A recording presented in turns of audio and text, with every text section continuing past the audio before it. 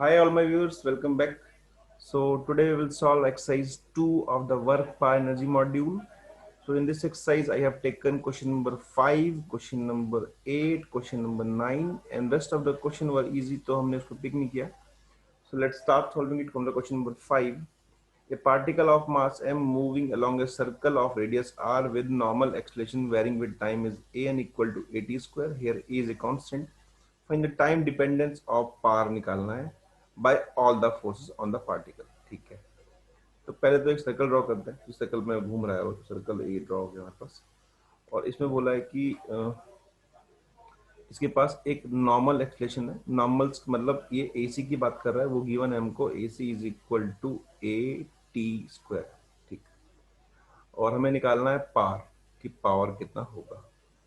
तो ठीक है, पावर वी नो दैट कि power is equal to rate of doing work is called power. तो हम क्या एटी से यहाँ पे निकाल सकते हैं कि एटी इज इक्वल टू होता है वी स्क्वायर बाय आर. ठीक है, आर रेडियस है, ए इज सेंटीमीटर एक्सलेशन है इसी. तो इससे मिल जाएगा हमको v square equal to r a T square. अगर मैं वी निकालूंगा रूट ले लें तो r a into T. This is ये स्पीड आ गई. ठीक है, और मुझे डी डब्ल्यू बाई डी टी क्या होता है? डी डब्ल्यू by D t is power. And work done we know that कि work done is equal to change in kinetic energy मतलब के फाइनल माइनस के initial. And final is half M we square. And initial is zero क्योंकि जब time zero होगा तो velocity भी zero होगी तो इनिशियली जीरो. तो this is power. And we know that कि power is equal to d डब्ल्यू बाई डी टी. अगर मैं इसको डिफ्रेंशिएट कर लूंगा वर्क डन को डी डब्ल्यू बाई डी टी निकाल लें तो हाफ एम तो कांस्टेंट है. पहले करते हैं वी स्क्वायर को तो टू भी आएगा, फिर करेंगे वी को तो डी बाई डी टी. तो this is equal to M into V into D we by D T. ठीक है, तो this is power M into V into D we by D T. तो यहाँ से हम डी बाई डी टी भी निकाल सकते हैं कि डी बाई डी टी कितना होगा. तो डी बाई डी टी निकल के आ जाएगा यहाँ से रूट ए इंटू आर. इसका तो वन हो जाएगा. तो पुट कर देते हैं. एम वी हो गया हमारे पास कितना रूट ए आर टी और डी बाई डी टी खुद रूट ए आर हो गया. ठीक है, तो ये आ गया M A R into T. This is the power जो होगी इसके पास. ठीक, तो अब बात करते हैं कि ये तो होगी पावर. अब निकालना है हमको सेकंड पार्ट में. Find the mean value of this power average over first second. इस पावर की हमको मीन वैल्यू निकालनी है. मीन मतलब एवरेज. तो जब भी किसी फंक्शन की हमको एवरेज वैल्यू निकालनी होती है तो एवरेज क्या होता है? Average is equal to P D T. This is average power upon time. Zero से टी, जीरो से टी. ठीक, तो अगर मैं इस फॉर्मूले पुट कर दूं, इवन ये पावर ही नहीं, कोई भी फंक्शन हो, वेलोसिटी हो, डिस्प्लेसमेंट हो, कुछ भी हो, अगर किसी की एवरेज वैल्यू निकालनी है तो this is the formula for this. तो पुट कर देते हैं. M A R T D T ऊपर रह जाएगा जीरो से टी अपॉन डी टी का टी जीरो से टी. तो this is equal to M A R and this is, इसको सॉल्व करेंगे जीरो से टी में तो this is T square by two. या किसी भी टाइम पे कर सकते हैं, जीरो से टी में कर सकते हैं. So t square by two upon t. तो this is equal to M A R t by two. This is average power.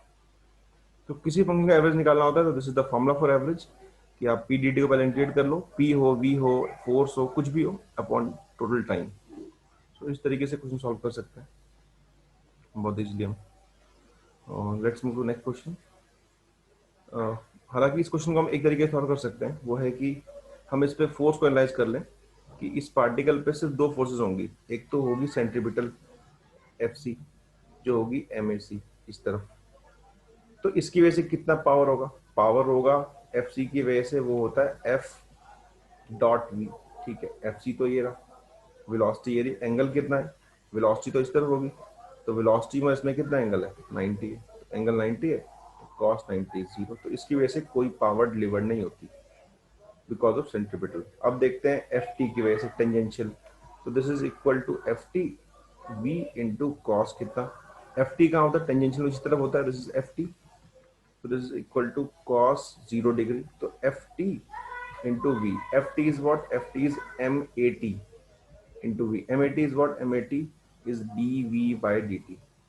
तो आप देखोगे कि नेट जो पावर है वो सिर्फ एफ टी ही डिलीवर कर रहा है, एफ सी कुछ नहीं कर रहा, क्योंकि उसका एंगल 90। और आप देख सकते हो यहाँ फॉर्मूला भी यही आया था, M V D we by D T, और यहाँ फॉर्मूला भी यही आया है जो हमने अभी निकाला है। तो दोनों ही सेम है। तो आप ऐसे कर लो, ऐसे कर लो, बात देखिए। इसमें फर्क क्या है, इसमें हमने अलग अलग किया, एफ सी को अलग, एफ टी को अलग, और इससे हमने कंबाइंड वर्क एनर्जी थ्योरम लगा दी और इसको अप्लाई कर दिया। ठीक, नेक्स्ट देखते हैं। A body of mass m placed on the top of a hemisphere, then the smallest horizontal velocity that should be given to the body so that it may leave the hemispherical surface not slide down। मतलब यहीं से ये उड़ गया, मतलब ये इस पे इसने स्लाइड ही नहीं किया इस सरफेस पे, बिल्कुल भी उड़ गया। ठीक है, देखते हैं। ये नाम वेलोसिटी हो गई, इस पॉइंट पे वेट हो गया हमारे पास mg, ठीक है, और ये हो गया नॉर्मल। तो ये एक सर्कल है हमारे पास, सर्कल में घूम रहा है, तो इस पे इक्वेशन बनेगी mg minus N is equal to M we square by जो इसका रेडियस है। ठीक है, अब बोला कि it may leave the hemispherical surface, यहां से इसने लीव कर दिया। जैसे ही लीव करेगा इसका और स्फीयर का कांटेक्ट खत्म, नॉर्मल कितना, जीरो हो जाएगा इसी पॉइंट पे। तो वेलोसिटी इज इक्वल टू आ जाएगा हमारे पास, मतलब M G is equal to M we square by R. तो v is equal to under root R G. This is the answer of this question, बहुत इजी है, ऑप्शन नंबर ए।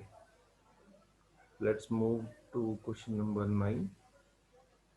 जब भी कांटेक्ट कोई छोड़ता है तो उस पॉइंट पे नॉर्मल जीरो हो जाता है। अब ये पिछले क्वेश्चन की बात कर रहा है कि अगर इस क्वेश्चन में ही हम क्या करें, इस पॉइंट पे इसको कुछ स्पीड जो हमें दे दी हमने, वो हमने रूट जी आर नहीं जी, वो कुछ दी स्पीड दी इसे under root G R by 10, ये स्पीड दी हमने इसको। तो बोला then the angle with the vertical at which the body leaves contact, तो इससे कितने एंगल पे ये अपना कांटेक्ट जो है वो छोड़ देगा। ठीक है, तो लेट सपोज ये एंगल मान लेते हैं थीटा, तो यहाँ पे ये कहीं पे कांटेक्ट छोड़ रहा होगा, मान लेते हैं यहाँ स्पीड भी है। ठीक है जी, यहाँ एक लगेगा वेट नीचे की तरफ लगा देते हैं। देखो, एक तो जब भी कांटेक्ट छोड़ने की बात होती है तो we will use normal reaction as zero at that point. तो एम जी ये रहा, तो ये एंगल भी थीटा होगा, तो ये हो जाएगा हमारे पास m g cos theta. Normal is perpendicular, so we can write here the equation इस पॉइंट पे, it is equal to M g cos theta minus N is equal to M we square by r centimetre. और normal zero हो गया उस point पे, कि contact leave कर रहा है, वही एंगल निकालना है हमको उस पॉइंट पे। तो this is equal to V square equal to R G cos. This is equation number 1। ठीक, ये तो आ गया नॉर्मल जीरो करके।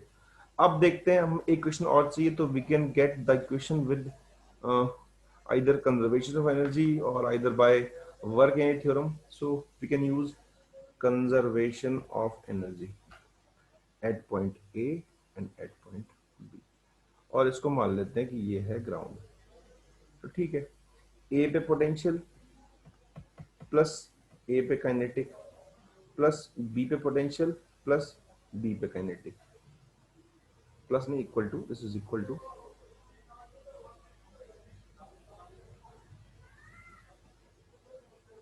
एंड दिस इज v1, जो इस पॉइंट पे स्पीड है हमारे पास। ठीक है, तो भैया ए पे देखते हैं, ए पे जो हाइट है वो है m ji into r, this side is r. A पे हो गई एम जी इंटू आर। काइनेटिक कितनी है, half M we square, v पता है मुझे, तो वी आ जाएगा g r by 10 v square. B पे कितना है, बी पे हाइट कितनी होगी, अगर ये एंगल थीटा है, ये भी थीटा है, तो ये हाइट कितनी हो जाएगी, ये आर है, तो this is equal to R cos theta. इसकी हाइट निकाली हमने ये वाली ग्राउंड से, this is equal to M G into R cos theta plus half M V one square. ठीक है, इसको फर्दर आगे देखते हैं।